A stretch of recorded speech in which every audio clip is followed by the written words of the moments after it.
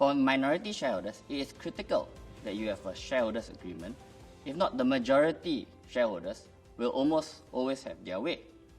A shareholders agreement would usually also contain a clause to help set out in advance what should take place if shareholders can no longer work together or if they get into a dispute.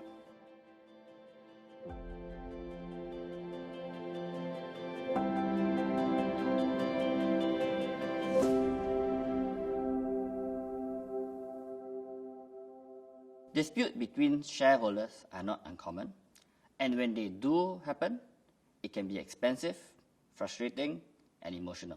As such, having a shareholders agreement in place can help protect your interests and actually reduce the risk of disputes.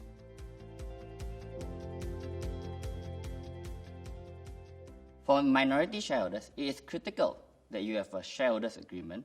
If not, the majority shareholders will almost always have their way.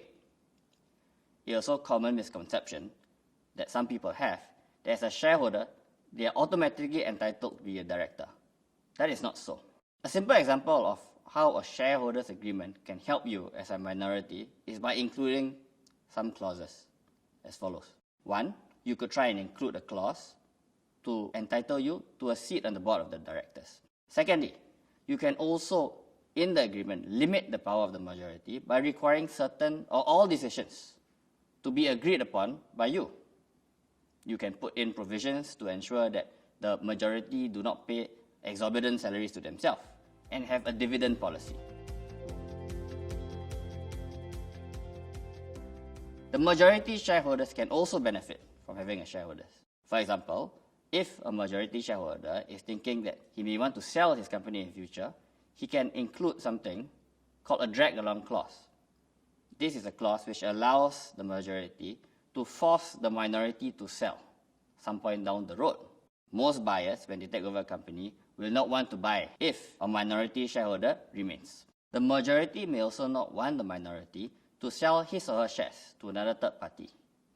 And so, the shareholders agreement can include a clause that requires the minority to first offer his shares to the majority before he can sell it to anyone else. This is sometimes called a right of first refusal clause. Generally speaking, a shareholders agreement can also help both parties by first setting out in advance how the affairs of the company should be conducted.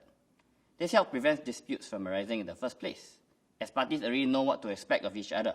Disputes are expensive, so prevention is better than cure. Secondly, a shareholders agreement would usually also contain a clause to help set out in advance what should take place if shareholders can no longer work together or if they get into a dispute. This helps to reduce the risk of lengthy court proceedings, saving time, costs, and minimizing disruption to the company. As what clauses to put into a shareholders agreement depends a lot on the circumstances and your commercial objectives, it is beneficial to speak to a lawyer who can advise you on how best to protect your interests.